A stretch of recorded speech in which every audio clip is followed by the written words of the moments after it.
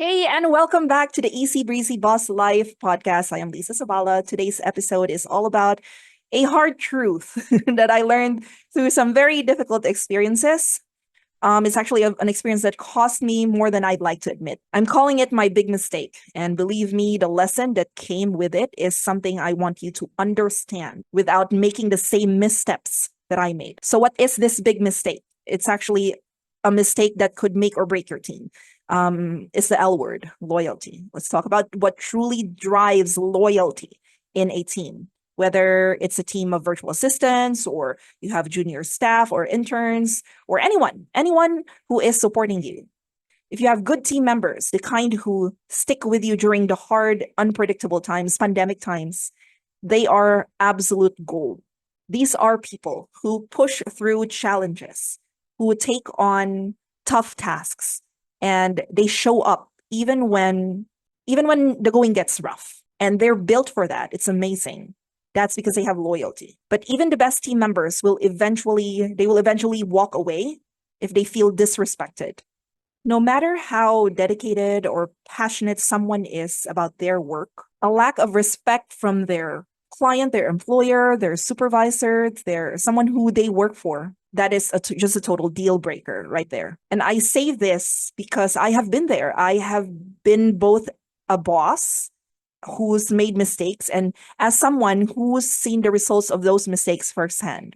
The truth is, when things fall apart, maybe a course or a product launch doesn't perform or go as well as you expected, or maybe the system that you created or the automations that your virtual assistant or team member made glitches right before a deadline. It is tempting to point fingers. It is tempting to look for someone to blame. But projecting those failures onto your team, especially if you've been scrambling for last minute solutions, is an easy mistake and one that I've made myself.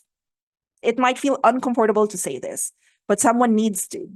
Because when you pressure your team into last minute work and then point the finger at them if things go wrong, that's not just a failure of planning, that is disrespect. And let me explain further because I know this might sound harsh, especially on you as the employer or the client or the boss, as a leader to your team. You know those quotes that are going around that say the lack of preparation on your part should not constitute as an emergency on my part? See those quotes going around? They're actually true. They're a little bit harsh, but they are true. But let me be clear. This is not about dismissing the unique challenges that each business brings. Like sudden ideas or creativity striking at the last minute, because that can happen too. As a virtual assistant, I know that my job is to adapt to the client's creative process. I understand that. Even if that means shifting gears late in the game, we're here to support you. And sometimes that includes flexibility. The problem is when things don't pan out as we hoped they would, when the funnel doesn't convert or when the launch fizzles, when the promotion isn't, promoting, it's not performing as expected, when things go wrong, and then the client turns around and holds the team responsible for that outcome, let's just be honest, that is just not fair, okay? If you rushed your team and gave them minimal lead time, there's a very high chance that things won't go as planned because there wasn't even enough time for planning. There will not be enough time for execution. The stress of scrambling for urgent requests or last minute panic decisions, it does more than disrupt the workflow in your team.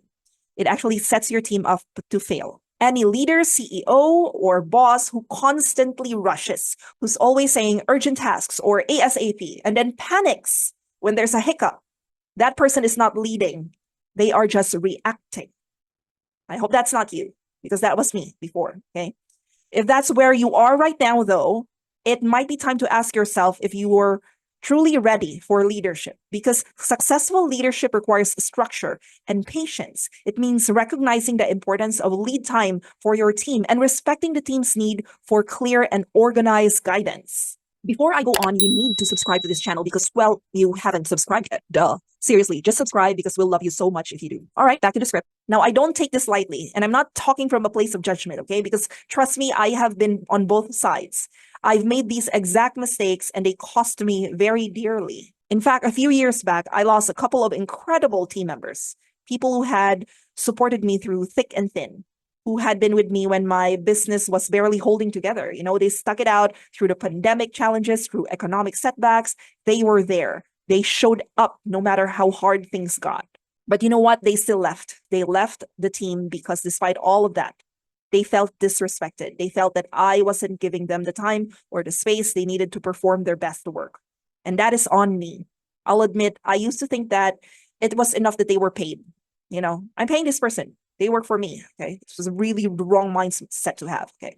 But what I learned painfully is that respect is so much deeper than just meeting the financial basics, than just giving them their salary. It's more than that. It's about valuing your team members' time and trusting them enough to set realistic expectations. Again, giving them the tools and the time, the lead time to execute your plans, just setting them up for success. So take it from me, don't wait until you're facing consequences of lost trust or losing a team member to understand this lesson. Don't wait for it to get to that point, because loyal team members, virtual assistants who care, who put their heart into your work, into your projects, they won't leave you just because things get hard. One surefire reason why anyone would leave your team is when they feel undervalued or disrespected. Another misconception I used to have is that virtual assistants and support staff don't like challenges. Let me tell you, that could not be further from the truth. What I've come to see, especially with the fantastic team that I have now, is that they genuinely enjoy facing new problems. The tricky part of finding solutions, especially when there's an unexpected issue with an app or a new software program, is actually exciting for them. They come alive with that sense of, oh, this is like solving another puzzle. And I've seen firsthand how much pride they take in overcoming those hurdles. In fact, my team right now loves to submit reports with alternative solutions, suggesting ways around a problem or troubleshooting ideas that I hadn't even thought of. It is this kind of engagement and problem-solving mindset that makes them invaluable. Your virtual assistant will not just show up to get things done. They show up because they find purpose and excitement in figuring things out. But, and here's a really big but, this energy and creativity from your virtual assistant or team can only come out when they feel respected and supported.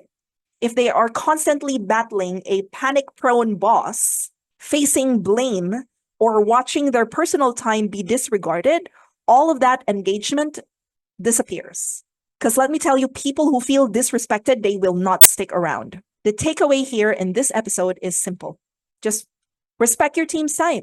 Basically, you need to allow them space for their work and for you to be a CEO who is genuinely ready to lead. Now, that doesn't mean every project will go smoothly, but it does mean that when things get rocky, your team will know that you have their back because they will have your back too. But if you're quick to turn to blame and you treat every task like a rushed emergency, your team will feel it. And unfortunately, if they keep feeling that way, they will move on. So as we wrap up today's episode, here's my advice. Don't make the mistakes I made. Don't lose incredible team members because of issues that could have been avoided with proper planning and enough time for execution. Your VAs, your staff, your assistants, these are the people who can take your business to the next level, but only if they feel respected, if they feel valued and trusted. So if you've taken anything from this episode today, I hope that it is this. Loyal team members will go the distance with you, but only when they know they are valued. They don't want perfection. They don't want a perfect leader. They just want respect. Show them that respect, and you will build a team that not only grows with you, but genuinely wants to see you succeed. Thanks for tuning in, and I hope my experiences give you a head start in building a stronger, more trusting relationship with your team. Until next time, stay inspired and keep showing up as the leader your team deserves. By the way, you might want to check out this other video here too. It's going to help you delegate like a boss. See you there.